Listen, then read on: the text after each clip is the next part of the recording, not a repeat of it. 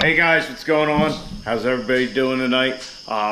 So I didn't work in the garage hardly at all last night. There's a reason for that. I got home, it was about 90 degrees out. We're going through this hot spell again in Lancaster County here. But I got to the garage and the door was covered in stink bugs. I don't know if you have stink bugs in your area, but they're terrible fucking creatures. And they stink, but they're all over the place. They're all over the door. So what I usually try to do when they're like that is try and keep the garage door closed. If I got to pull something in or out, open the door, pull it out, close it. So needless to say, when I first got home, I didn't really notice that they're all over the garage door. Open the garage door, went in the house, fiddle around a little bit. Needless to say, they got all in the garage and annoyed the hell out of me. So I tried getting something done, and I just finally said to hell with it. And here's a stink bug. If you don't know what a stink bug is, I'm not going to touch it because then my hand will stink for the rest of the night. And it seems like no matter how much you wash your hands, that stink doesn't come right off. The only way to really kill them is with water and Dawn or like a dish soap like that. I don't know what it is, but as you can see, I have a bottle of it here. And really, you got to just spray right on them. So we got a little pack of them there. And I kind of did that last night because I was pissed there in the garage, and I went around and just sprayed them all. But he's still a little feisty, but that won't last too long.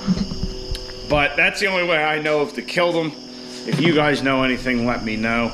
But really, what they normally seem to do, and actually the last couple of years they haven't been too bad, but my house in particular in the spring, usually like the first time it gets hot, I'll have stink bugs all over the garage door. Probably last 5 days, week. And then once again in the fall, right before it gets cold, same kind of thing. So that's something I got to deal with. As you can see, it's later out. They're kind of, I guess, done for the day or done for the evening. So I got the garage door open, but they certainly weren't as bad today as they were yesterday. So what did I get done yesterday? Well, I pulled the thermostat housing off the truck since we already had the coolant drained. And the reason I did that was because there's this sensor here, and I believe it's like, you guys can't hardly see it. So there's this sensor right here. That's like an exhaust back pressure sensor or something that comes off the factory manifold, which if you see here, normally with the emission stuff, you will get a tube that runs from here to that on your thermostat housing. Well, to me it's kind of ugly, and I had actually unplugged it from this truck, the gray truck, a while ago to make sure I didn't get any codes. So with that, I decided to take that housing off and shave that down. So I'll put a picture up of what it looked like when I started, and here's what it looks like now. So as you can see, I kind of shaved all the little embossments off for that little plate that's on the gray truck. I also got rid of that big piece that sticks out for the sensor, just to make it look a little better. Now that being said, I did a pretty rushed and piss poor job of spray bombing it real quick. So I'm actually going to redo that tomorrow. So I'm not going to put this on the truck. There's no rush.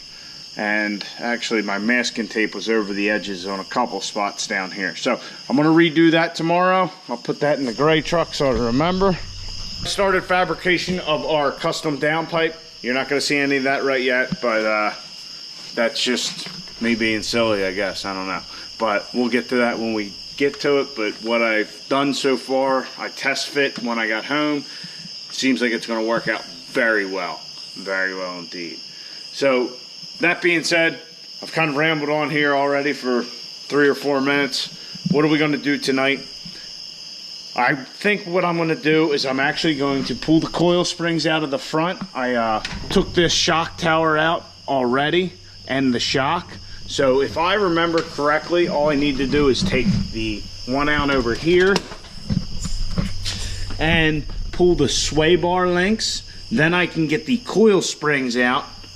And I actually have a set of factory coils over here that I had gotten used off of one of the forums.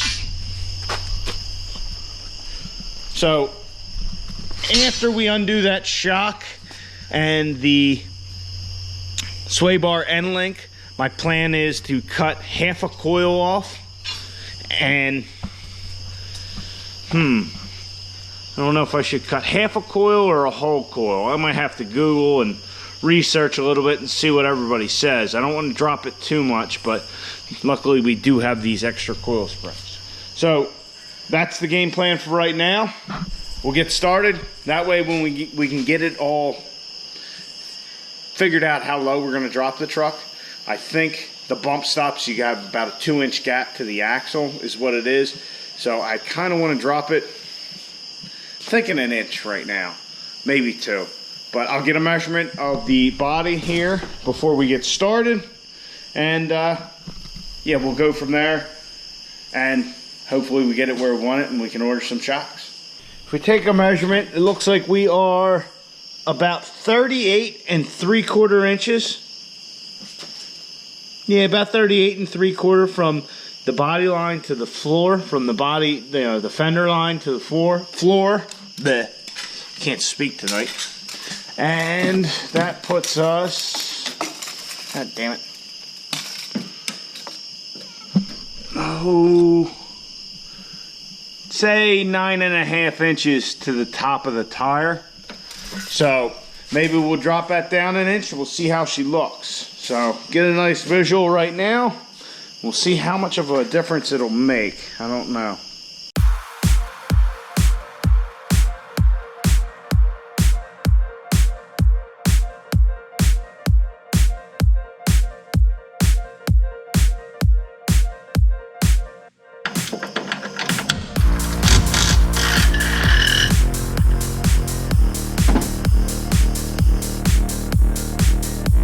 I was just talking about how fucking terrible these stink bugs are. I just grabbed this block to stand on, and as you can see, there's quite a plethora of them on here. But we're just gonna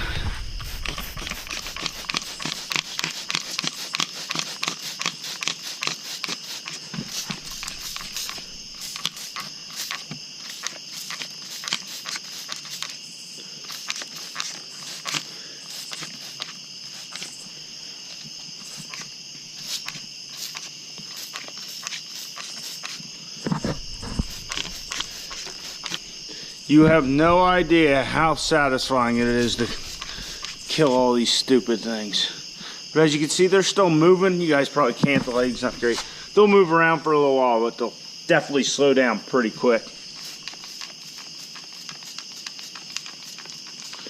So, all right, let me wipe that thing off and then we'll move on. Driver's side shock out too. Basically, if you guys couldn't see, you remove the nuts off the 3 top ones here. I'm showing you on the passenger side because obviously there's a lot more room.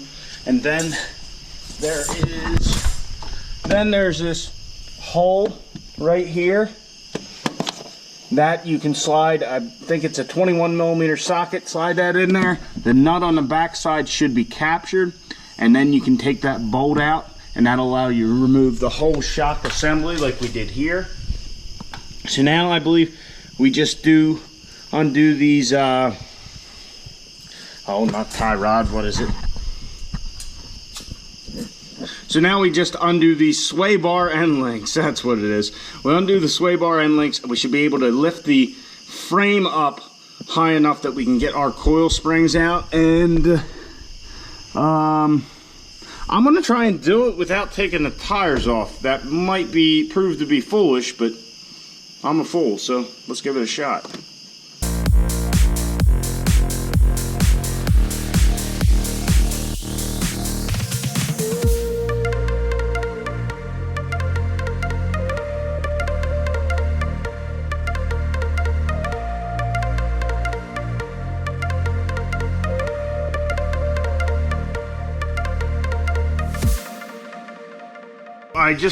I stuck a board in there to get the space on my jack.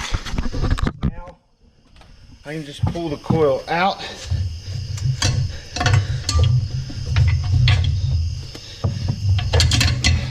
Easier said than done. And voila! All right, not too bad. Another little tip somebody told me, mark where the edge of the coil is. You can actually see a little mark there, but you mark it, that way you can put it back where it was. As you guys can see, here's our coil spring. It should be the same size as the one that just came out of the truck. Same size as the ones we got. And actually, it almost looks like ours is a little taller. Oh yeah, look at that. Wow, the coil springs that I have are definitely taller. Let me think about this for a minute. One of the coil springs has a part number on it of our new set. Well, not new, but they are used, which is a 562AA is the end 5 digits.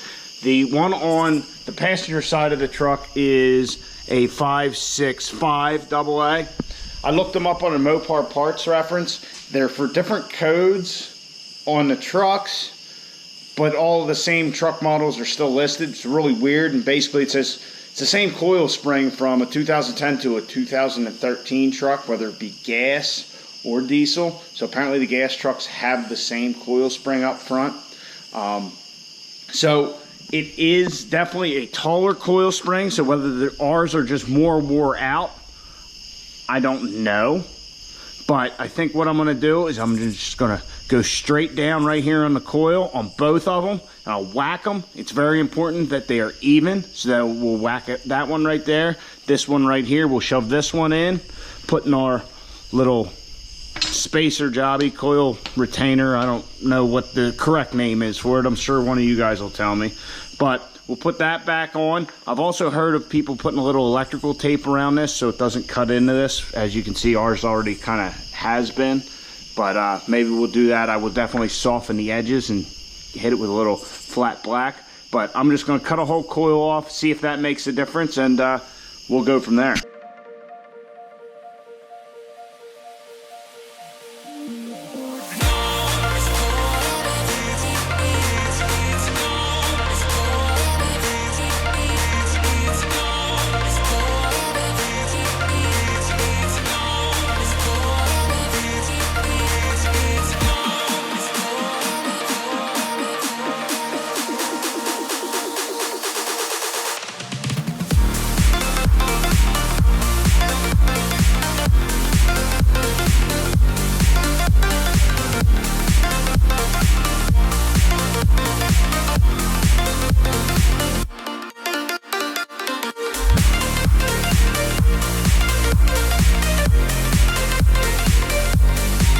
So we're lowered down. Definitely looks like it might be a little lower. I'll have to take the measurements to find out. But I don't really care for how this sits in there. I think that's just how it is since we cut a whole coil out. I'm going to have to see if I can contact somebody tomorrow to find out. Looking at the bump stop, it feels like it's lower. So let's take some measurements, see where we're at. So, it looks a little lower, I don't know. Oh yeah, yeah. Compare one side to the other, yeah, we are sitting lower. See how much.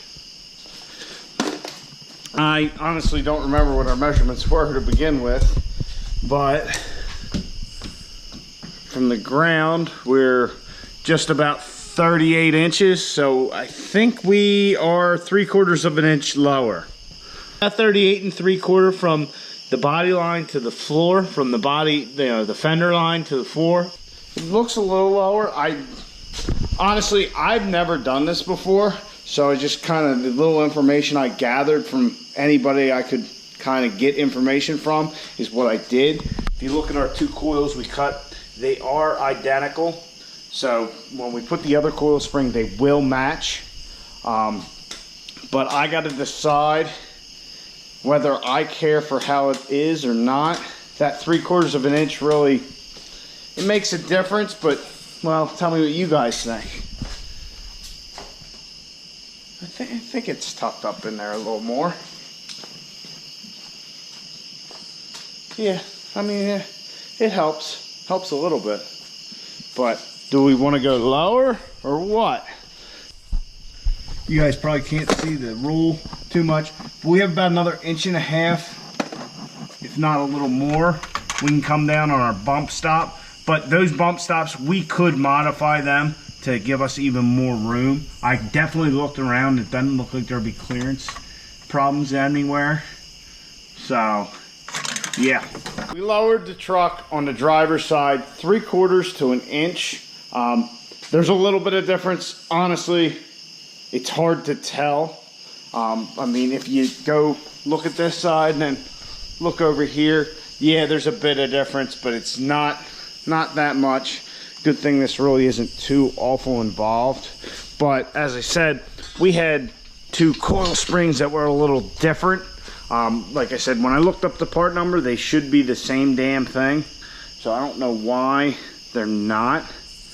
But it kind of is what it is at this point. So I'm actually not real happy with how this looks right here. So I'm gonna see if I can get a hold of some people who I know have done this before, see if I can find out if that's normal. But while I was lowering this down, it'd probably be a lot better with 2 people, but I had the jack, I started to release it, it was coming down very, very slow. So I just kind of watched the coil spring as I did it to make sure it was going in the coil bucket properly. Also, I put 2 nuts up here to keep our bolting for our shock tower in place so those threads didn't get screwed up. But yeah, so that's how to cut a coil and put it back in. We started off the night with a little bit of rambling. The stink bugs are getting up my ass. I can hear them buzzing all around the garage. I can see spots when I take a little break where they're kind of hanging out and they're annoying the hell out of me. So it's late. I'm gonna hop in the shower. You know, it is a school night, but we did get our driver's side successfully lowered. I'm gonna see if I can get a hold of some people and find out, you know, if that's how that, like, a coil spacer or whatever, I'm not even sure the name. I'm sure one of you guys will tell me. But I'm not sure really what that's supposed to look like, if that's actually okay or not. There are a couple different ways of lowering these trucks. One way that I've seen, and maybe we will do instead, because coil springs are actually pretty inexpensive, surprisingly. But you can put 2nd gen coils on them and it'll lower it about 1 inch or so. So maybe we'll go with that option so we have a full coil. We're not dealing with that whole cut coil nonsense, but that's how to cut coils on your Cummins. If you want to give it a shot, I definitely suggest researching it. And if you know of anybody who's done it, contact them just so you know what to expect. And also, we went with cutting just 1 full coil. That was not the initial plan when we got our factory coil out and realized that it was a different height. That's why I did a full coil. Initially, I was going to do half a coil instead, just to see how much we gained, and you know, and then jack it back up, pull it out if we wanted to change. But that's the other very crucial thing, from what I understand, is make sure both coils are cut evenly. Otherwise, your truck's going to be lopsided, it's going to look funny, all that kind of shit. So I hope you guys enjoyed this. We'll get to doing the other side tomorrow night, or maybe we'll go a different route. That's all yet to be seen. But the truck's not going anywhere right now, so it doesn't really matter. All right, guys. Hope you had fun. Get out in your garage. Get to working on your truck.